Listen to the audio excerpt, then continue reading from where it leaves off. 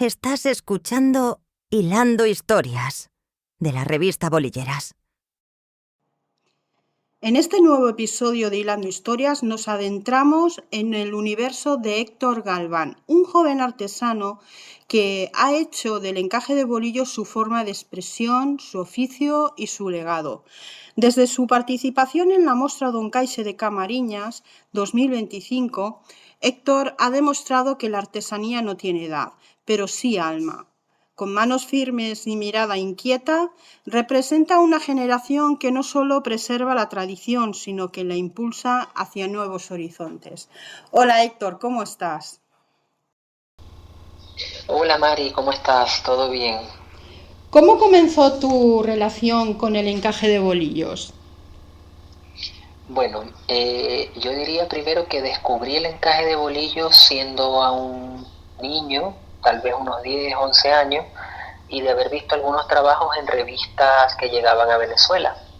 Ahí quedé ya con esa semillita del encaje de bolillo, ¿no? Me enteré que existía este trabajo. Y como siempre he trabajado desde los 6 años bordando, cuando llegué aquí a España hace 2 años y medio, inmediatamente me puse manos a la obra para contactarme y poder comenzar a estudiar encaje de bolillo. Y al mes de estar aquí en España, aquí en Vigo, ya comencé a tomar clases y desde ahí comenzó mi relación ya directamente con el encaje y nunca me he detenido. ¿Qué significa para ti trabajar con tus manos y transformar el hilo en arte? Bueno, para mí, a pesar de que es algo que hago desde los 6 años de edad y ya voy a cumplir 42, así que son muchos años trabajando con el hilo tiene una magia que nunca deja de sorprenderme. Cada vez que me siento a trabajar en una pieza, bien sea con bolillos, ahora en este tiempo, o con alguna técnica de bordado, cada pieza me vuelve a enamorar, me vuelve a deslumbrar como la primera pieza. Me parece un gran don que no todo el mundo tiene y me siento muy afortunado de tener esa habilidad de poder transformar los hilos en arte. Ahora que hablas de la primera pieza, ¿recuerdas cuál fue tu primera pieza de encaje y qué aprendiste de ella? Bueno, sí, la recuerdo y la tengo guardada, ¿no? Fue una cinta en donde estaba aprendiendo. Recuerdo que mi profesora me dijo, vamos a concentrarnos, no nos fijemos cómo nos va a quedar, sino que vamos a concentrarnos en trabajar la coordinación de los bolillos en las manos, ¿no? Uh-huh. De los bolillos. Y fue una cinta que tenía franjas a medio par y a par entero, primero para partir con esos dos puntos iniciales que vienen a ser como la madre de todo, y luego también ese tema, ¿no? Manejar la motricidad con los bolillos. ¿Qué aprendí de ella? Aprendí muchísimo. Primero aprendí que había un universo entero por descubrir en el mundo del bolillo, Uh-huh. y también aprendí cosas que no me había pasado con todas las otras técnicas de bordado con las que yo trabajo. Aprendí que se aprende más deshaciendo el encaje que muchas Sí, veces haciéndolo. así es. Entonces, eso me pareció maravilloso porque en muchas de las otras técnicas de bordado que yo manejo, si hay un error, tú trabajas para tapar el error y continúas, pero es muy difícil deshacer hasta donde está el error y volver a hacer. En cambio, en el bolillo tiene esa magia, ¿no? Que te permite Uh-huh. deshacer, corregir y volver a continuar. Ahora hablaremos un poquito con la colaboración que tuviste con Johannes Serion, nuestro invitado de las pasadas semanas, ¿no? ¿Qué te instó a colaborar con él? Bueno, nosotros fuimos juntos a la primera clase de bolillo, y si bien él quedó súper enamorado de la técnica, no fue a nivel de ejecución, de elaboración propia, fue algo que le pareció muy complicado. A mí me enganchó muchísimo desde el día uno y nunca se me ha hecho difícil. Y siempre desde ese día quisimos hacer algo juntos con encaje de bolillo. Entonces, bueno, ahí surgió eso. Para mí es maravilloso poder colaborar con él porque, bueno, es mi compañero hace tantos años y, y hemos compartido tantas cosas juntos que poder colaborar con él en llevar a cabo esos diseños, todas esas creaciones que él hace en papel y luego que las transforma en realidad y poder aportar con el encaje, introducirlo allí, pues me pareció lo disfrutamos al máximo, la verdad que sí. Sabemos que él ha ganado el primer premio de el concurso de Moss, ¿no? Y sabemos que tú has Sí. sido protagonista en los encajes. ¿Cómo se gestó el proceso creativo de la flor? Bueno, el proceso creativo fue espectacular y fue súper interesante, ¿no? Era primero que ya el año pasado habíamos hecho una colaboración juntos para el concurso de Moss, pero había trabajado allí con encajes mucho más, trabajé con puntillas, trabajé con encajes más tradicionales y aunque fue un trabajo muy bonito, el proceso creativo fue mucho más simple. Este año decidimos salir ambos de nuestra zona de confort y trabajar con otra óptica. Entonces, primero estuvimos varios meses en el proceso creativo a nivel de diseño, él por su parte, y en la medida que se iba gestando ese proceso de diseño, yo iba colaborando con él en el sentido de que, como yo como artesano del encaje, no, este encaje no puede ir en esta pieza porque te va a ocurrir esto, o aquí hay que trabajar con un encaje de esta manera, aquí no se puede usar un entre dos sino una puntilla, o viceversa. Y una vez que superamos esa primera etapa, entramos a trabajar ya directamente con este aplique de la flor, que fue como el gran protagonista de la colección, en donde empezamos primero a buscar muchos picados de flores, de rosas en específico, empezamos a buscar. Hubo un momento que no encontrábamos nada que se encajara a lo que quería él hacer y a lo que queríamos que se viera. Pensamos la posibilidad de buscar asesoría y de hacer un picado nuevo, pero bueno, apareció gracias a muchos angelitos que hemos tenido en el camino en todo este proceso. Encontramos un picado de Irma Prebanca y lo trajimos, lo usamos, ¿no?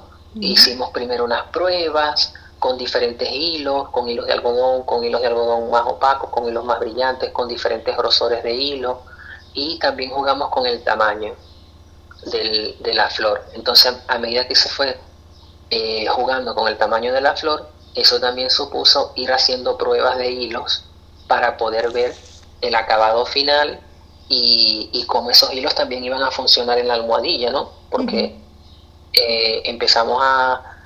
nosotros tenemos algo, y algo que caracteriza también mi trabajo es que yo no me quedo con lo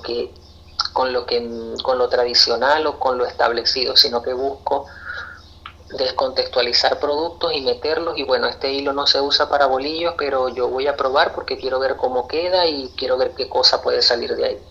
Entonces fue un proceso creativo muy intenso porque fueron semanas que estuvimos allí, hacía yo pruebas, un pedacito de la flor, no funciona, cambiamos de hilo, no funciona, cambiamos de hilo, bueno, este hilo sí funciona, y de verdad que lo disfrutamos un montón, pero fue un proceso creativo corto, pero bastante intenso, la verdad. Entonces, digamos que la parte del encaje ha sido la protagonista del diseño, de los diseños premiados. Sí. Se trabajaron muchos tipos de encaje. No el 100% de los encajes los pude hacer yo por un tema obviamente de tiempo. Tuvimos colaboración de artesanas muy valiosas con muchos años de camino en el mundo del bolillo, y yo me enfoqué principalmente en cosas más sencillas y en los apliques de las rosas que estuvieron presentes en todos los vestidos, y fueron el elemento. Si bien se utilizaron otros encajes, queríamos que las flores fueran las protagonistas de los vestidos porque eran las que daban nombre a la colección. ¿Y qué técnicas son las que se utilizaron en esa colaboración? En esa colaboración se trabajaron como con dos grandes áreas. Se trabajó un área de encaje digamos tradicional, donde habían algunos picados de encaje popular, donde habían algunos picados de encaje gallego, y las flores, las rosas, se trabajaron en hídriga, que además supuso un reto técnico para mí, y creo que ya ahí me voy metiendo a una pregunta que está más adelante. Sí, no te preocupes. Fue un gran reto para mí técnicamente, porque era una técnica que yo no había trabajado anteriormente, que si bien me gustaba un montón y estaba en conversaciones con mi profesora para comenzar a hacer los ejercicios de esa técnica, aquí el resultado del proceso creativo que se hizo, me tuve que saltar prácticamente el 80% de los ejercicios de inicio y entrar directamente. Hice un par de ejercicios de inicio sobre la cinta recta, sobre las curvas abiertas, sobre los ángulos cerrados, y ya luego fue sobre el mismo picado ir trabajando, y en los puntos de atasco asesoría con mi profesora y avanzar y darle. Entonces, el principal reto técnico fue salir de mi zona de confort, del encaje que ya yo conocía, de lo que venía trabajando, de trabajar con 70, 80, 90 bolillos en la almohadilla, a trabajar solo con 10, que parece, bueno, si entre menos bolillos es más fácil. Bueno, tiene lo suyo, porque el encaje, al ser este tipo de técnicas, al ser técnicas más limpias, con menos distracción visual, con curvas más pronunciadas, con ángulos más pronunciados, hay que cuidar mucho el acabado del encaje, porque los errores o los fallos es mucho más fácil verlos y es mucho más fácil que resalten. Claro. ¿Cómo reaccionó el público al ver el encaje de bolillos en el alta costura? Bueno, esto ha sido para nosotros, tanto el año pasado como ha sido un disfrute total, porque y te estoy contestando la pregunta y se me eriza la piel. Este año hubo una particularidad en el concurso, y es que hubo 2 desfiles, y el segundo desfile fue en medio de la palillada. Entonces, como se pudo ver a través de las transmisiones, que están aún las grabaciones disponibles en YouTube, se puso una pasarela que atravesaba la palillada completamente desde el centro, ¿no? Entonces, ver todas las compañeras palilleras que estaban allí, alumnas, profesoras, aficionados del bolillo, profesionales del bolillo, al ver los usos que se le pueden dar al encaje, cómo se puede llevar el encaje a un tema de alta costura, ¿no? Cómo sacar el encaje del contexto, que tenemos la tendencia de encasillar el encaje de bolillo en el mantelito, en el camino de mesa, en el portavaso, en la liga de novia, en el pañuelito, y sacarlo de allí, utilizar una puntilla y no utilizarla en el borde de un cuello o en el borde de un puño, sino cortar muchos trocitos de esa puntilla y transformarla en una malla, hacer un corset con muchas líneas de diferentes tipos de encaje. Como ver todo eso, ¿no? Tuvo una reacción muy bonita en el público, en las palilleras, lo vieron, quedaron muy asombradas, ¿no? Muy impresionadas, y sobre todo que no deja de sorprenderles que un chico, que además tampoco es español, que en este caso soy yo, cómo he logrado meterme y cómo he logrado embeber la cultura del bolillo y el amor del bolillo, como si hubiera nacido con 2 bolillos en la mano. Porque, como digo yo, esto es un vicio incurable.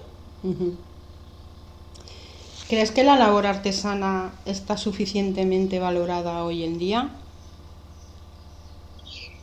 Eh, sí y no. Creo que sí está valorado en el sentido de que la gente, cuando ve un trabajo artesano, en este caso del bolillo, la gente dice, ay, qué belleza, qué difícil, qué complicado, qué laborioso, requiere mucho tiempo, es muy difícil de aprender, es muy difícil de trabajar. Entonces la gente empieza a tener una visión de la complejidad y de la altura que tiene el trabajo, del encaje. Pero por otro lado no, porque la gente luego a la hora de pagar el trabajo